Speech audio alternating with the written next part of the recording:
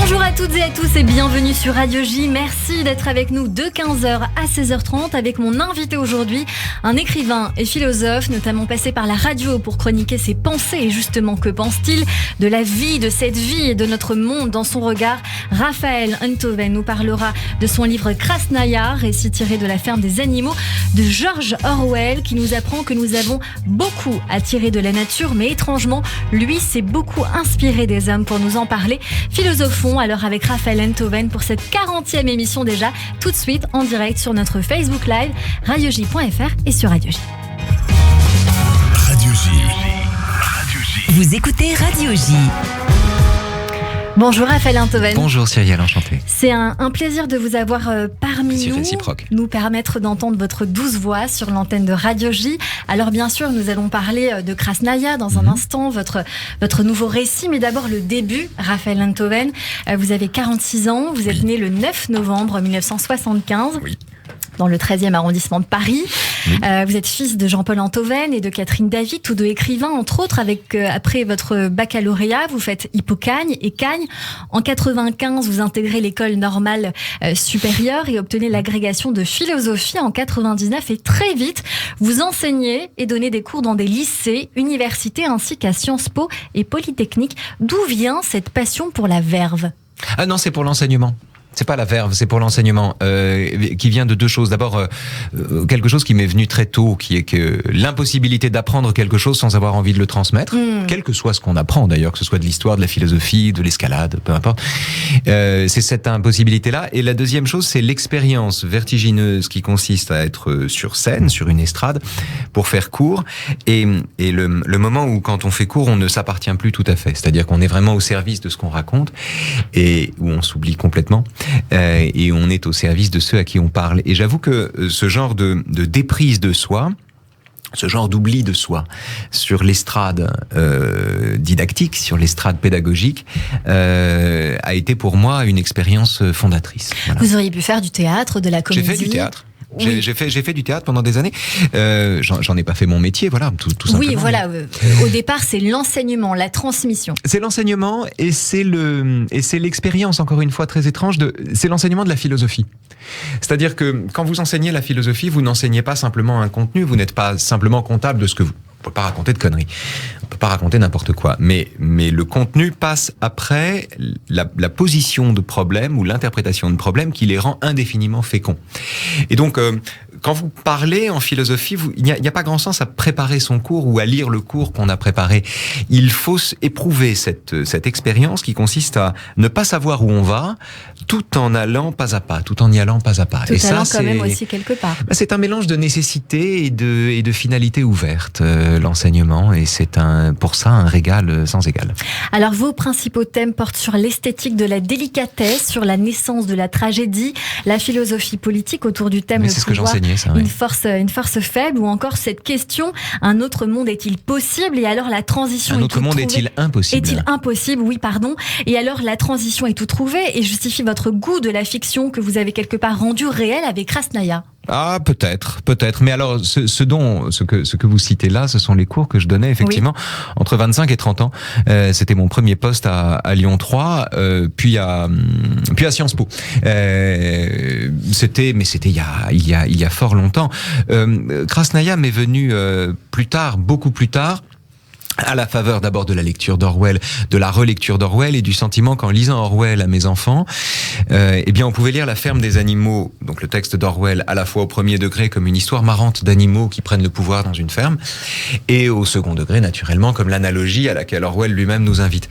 Et ces deux niveaux de lecture me hantent depuis longtemps, et moi l'idée de Krasnaïa m'est venue de cette question, c'est est-ce que je peux adapter le dispositif orwellien à la question démocratique en fait. Alors, voilà. Je vous en prie, Non, c'est ça. Alors justement, vous dites, vous citez Orwell, tous les animaux sont égaux, mais certains sont plus égaux que d'autres. C'est ce que on ressent en tout cas. pourquoi certains animaux sont plus égaux que d'autres? C'est ce que Victor Hugo appelle les inégalités de l'égalité. Il y a une façon d'être égalitaire qui est parfois égalitaricide d'une certaine manière.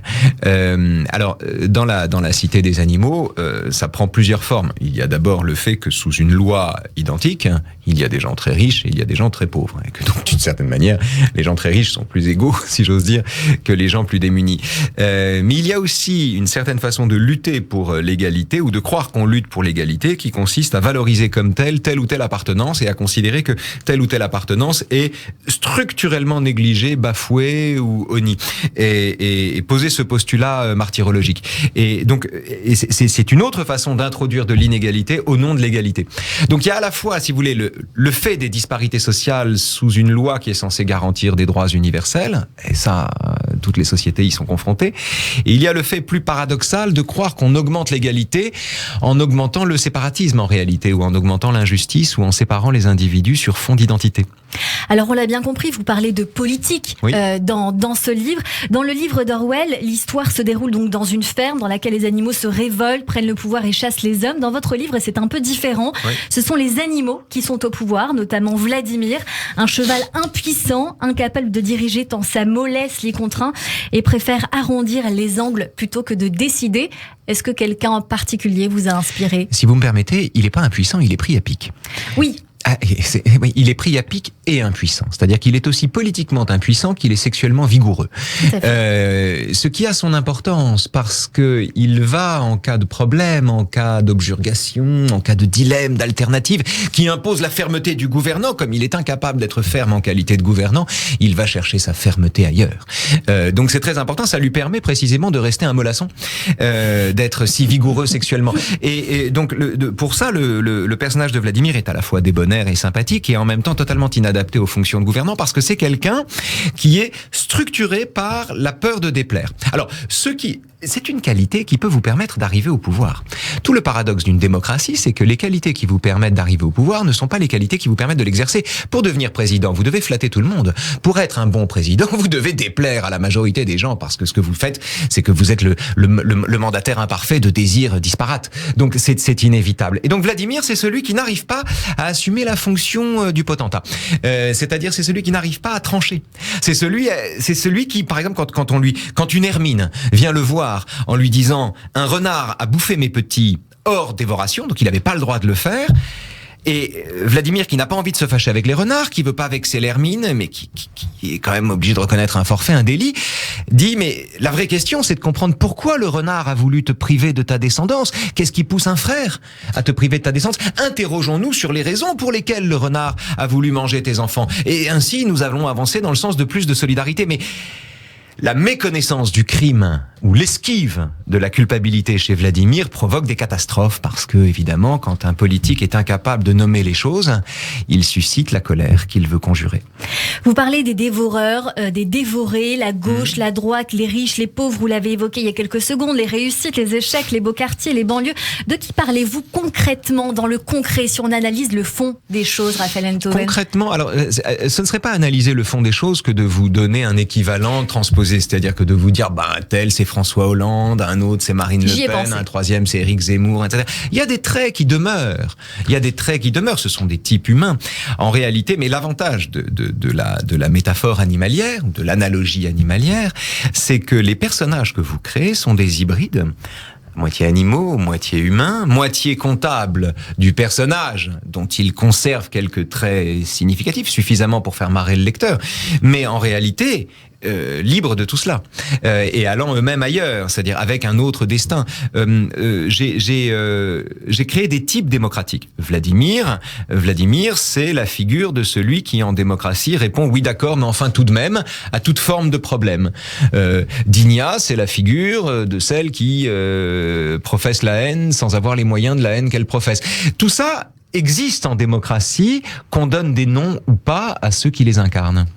Vous parlez de ce cheval tel donc un politique, une forme de gourou avec des phrases toutes faites justement comme ce chef d'État, et j'ai envie de donner une petite citation.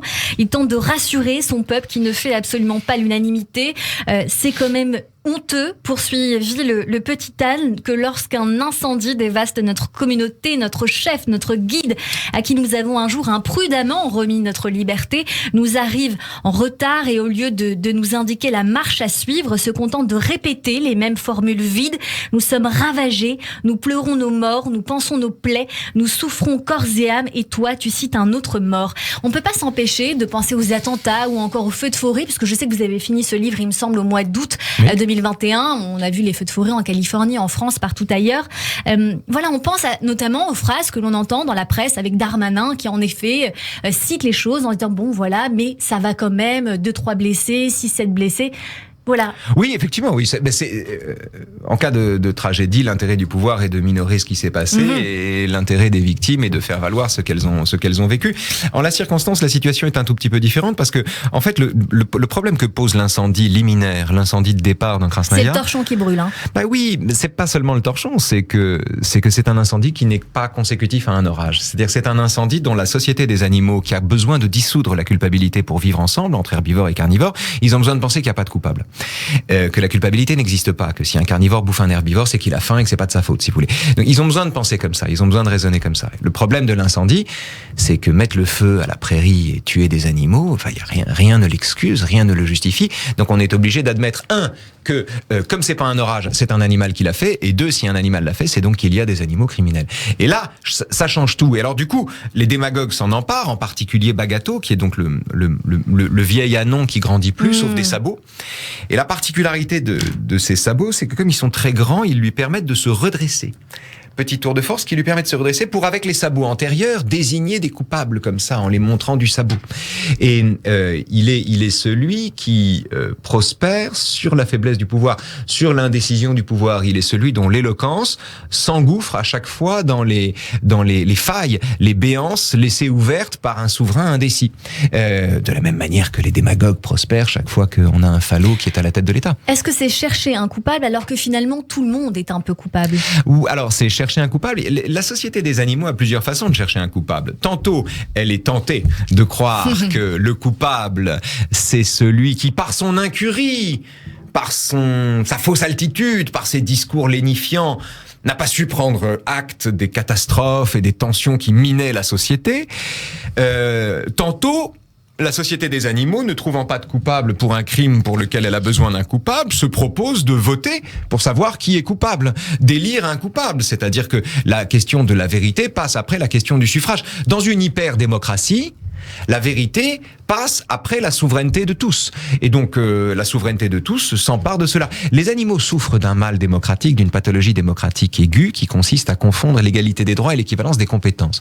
Donc, comme toutes les voix sont égales, ils considèrent qu'ils sont aussi fondés que d'autres à désigner le coupable.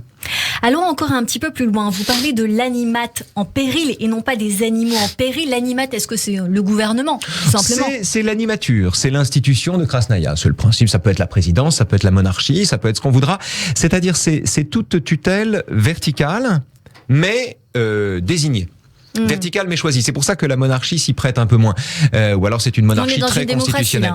On est dans une archidémocratie, c'est-à-dire on est dans un régime qui a voulu instaurer le vivre ensemble entre herbivores et carnivores.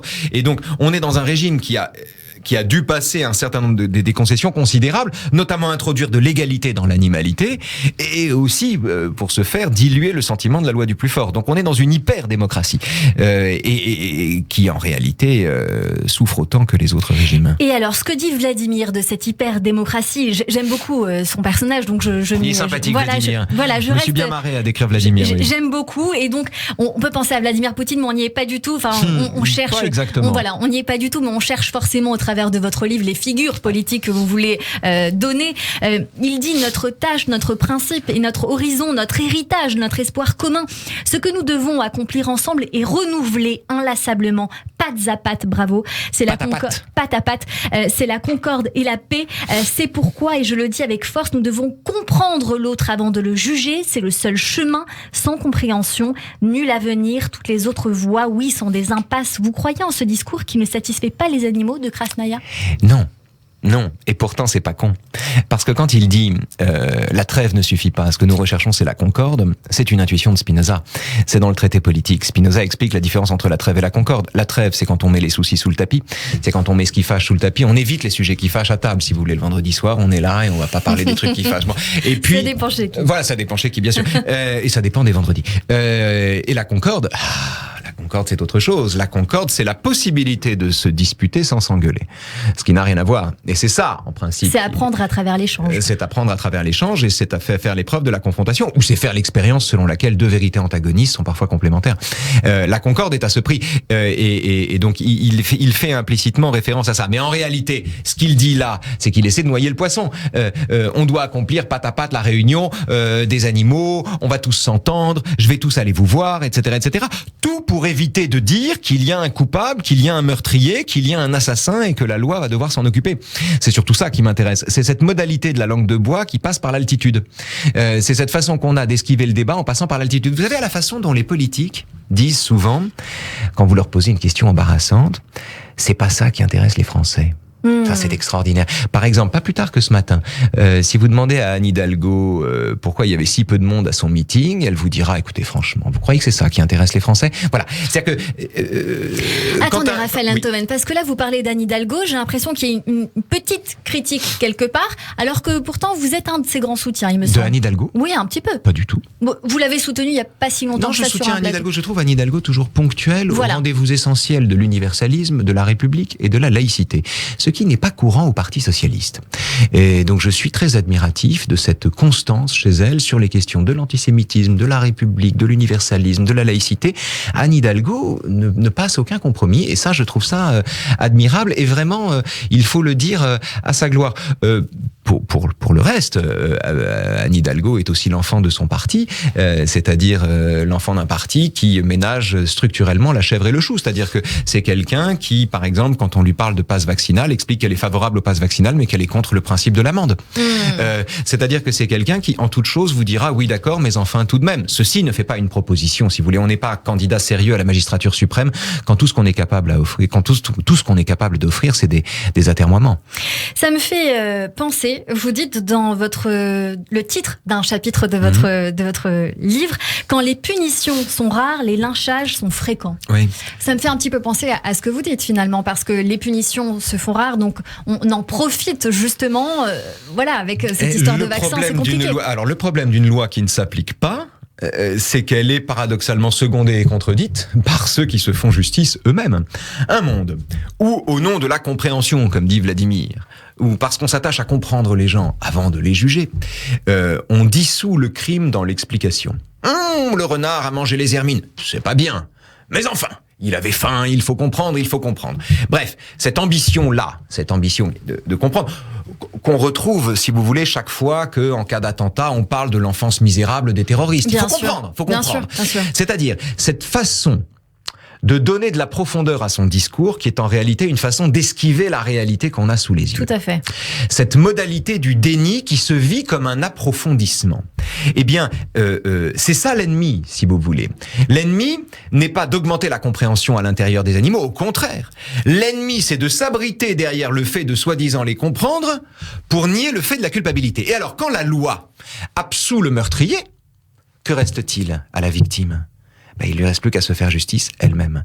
Quand les punitions sont rares, quand les sanctions sont rares, les lynchages sont fréquents. C'est aussi la raison pour laquelle, c'est une des façons de comprendre, que la loi qui pourtant nous contraint, se vit comme coercitive, verticale, et en réalité, nous sommes plus libres dans un monde de loi que dans un monde où il n'y a pas de loi. Pas simplement parce que ce serait la loi du plus fort, mais aussi parce que, précisément, la loi est une condition active de la liberté dans la mesure où elle sanctionne ceux qui la bafouent. Raphaël Enthoven, que ce soit dans la réalité comme dans votre livre qui parle d'une certaine réalité, si nous pouvions gagner du temps en jouant avec un petit jeu de mots sur votre avant-dernier livre, quelles leçons devons-nous retenir de Krasnaïa ? Je ne sais pas. Je suis mauvais juge de mon propre travail. Le livre, s'il fallait faire tenir le livre en une intuition, c'est l'idée que en démocratie, C'est-à-dire dans un régime qui ne promet que lui-même, qui est comme un aquarium, où les gens sont libres, mais où ils savent pas où aller, en somme, et où la question d'un sens, la question d'un horizon, et qui, d'une certaine manière, crée le désir de dictature, c'est-à-dire crée le désir de penser. Nous avons constamment en démocratie le désir de croire que nous vivons encore en dictature. Tout à fait. Parce que ça donne un sens à notre action. Une action politique qui se propose simplement de maintenir une situation où les libertés sont garanties est une action politique qui peut pas mobiliser les foules. On a besoin pour souder les volontés d'un contrepoint détestable. Et donc, le problème, c'est que du coup, les libertés en démocratie meurent avec le sentiment de guérir. C'est-à-dire sont tuées et sont malmenées par des gens qui ont l'impression d'augmenter la démocratie en croyant qu'ils vivent en dictature. Et donc, comment sauver la liberté qu'on a conquise ? Comment préserver la liberté qu'on a conquise ? C'est plus difficile de préserver la liberté acquise que de conquérir une liberté menacée. Et pour conclure de ce livre, qu'est-ce que vous diriez concrètement ? Qu'est-ce qu'il faut retenir ? Ça, je pense que c'est sur l'enjeu est vraiment la question de la liberté, c'est-à-dire comment éviter qu'un régime qui garantit la liberté ne culmine dans un mésusage de la liberté, un mésusage liberticide. C'est-à-dire comment éviter que le droit qui est fait à chacun... Vous savez, vivre en démocratie, c'est vivre dans un régime qui vous autorise à être égoïste toute votre vie. Vous pouvez ne penser qu'à vous toute votre vie sans jamais rencontrer les foudres de la loi. De sorte que la défense de la liberté est défendue par la loi, mais elle est protégée par ceux qui s'y engagent, par ceux qui s'engagent pour elle, par ceux qui la défendent activement. C'est tout le sens de ma démarche. S'il n'y a pas d'engagement concret dans la cité, la liberté meurt. Raphaël Enthoven, je sais que vous n'aimez pas les radicalités, que ce soit Sandrine Rousseau chez Les Verts ou Éric Zemmour chez Reconquête. Vous ne vous sentez ni de gauche ni de droite, bien que vous défendez toujours avec ferveur ou pas Anne Hidalgo, je ne sais pas, vous l'avez dit tout à l'heure, c'est pas vraiment le cas. Sans doute êtes-vous centriste, mais vous voterez pour qui ? Ah, je ne sais pas. Parce que, au premier tour, en tout cas, je ne sais pas. C'est pas du centrisme. Le centrisme, c'est une opération de synthèse. Le centrisme, c'est une façon d'essayer de concilier toutes les opinions. C'est de l'eau tiède, si vous voulez. De qui vous vous sentez le plus proche ? Albert Camus. C'est-à-dire, je me sens proche de Camus quand il parle, à la fin de L'Homme révolté, de ce qu'il appelle l'intransigeance exténuante de la mesure. Parce que la mesure n'est pas un compromis. La mesure n'est pas une synthèse. La mesure, c'est la chose la plus difficile qui soit. Rien n'est plus facile que d'avoir des pensées radicales. Rien n'est plus facile que de vouloir tout changer. Pour ensuite constater que tout n'ayant pas changé, on s'endort avec bonne conscience en se disant qu'on a fait ou qu'on a voulu ce qu'on a pu. Rien n'est plus facile que d'être radical. C'est la difficulté de ne pas être radical ou de ne pas s'abriter derrière une opinion qui se prend pour la vérité que j'essaie de défendre. Mais est-ce que la mesure, ce n'est pas l'eau tiède ? Je crois pas. C'est la différence qu'il y a entre un chocolat chaud et un fondant avec une boule vanille. Vous voyez ? Un chocolat chaud, c'est tiède. Parce qu'il y a un peu de chocolat, c'est un mélange, si vous voulez, dont on ne retrouve pas les composants premiers. Le fondant avec une boule vanille, vous avez le froid et vous avez le chaud. Je vois pas d'autre image. C'est la différence, par exemple, entre le métissage et la créolisation. Le métissage est une dilution de la couleur dans un fond informe et finalement grisâtre ou beige, peu importe. La créolisation est un maintien de la couleur de chacun, de la singularité de chacun dans un ensemble dont cette singularité ne formerait pas une exception. Et donc, ça me paraît beaucoup plus fécond. Donc, centriste, non. Je n'ai pas un atome de centrisme en moi. En revanche, je recherche la mesure. On va continuer à réfléchir à ça tout de suite sur notre antenne avec vous, Raphaël Enthoven, en découvrant un peu plus de choses sur vous avec vos goûts. Dans un instant, ce sera avec Christophe Barbier pour la chronique théâtre, suivi de la chronique émotion et gastronomie avec Hugo Pécheur. Restez avec nous, on se retrouve juste après le rappel des titres sur Radio J.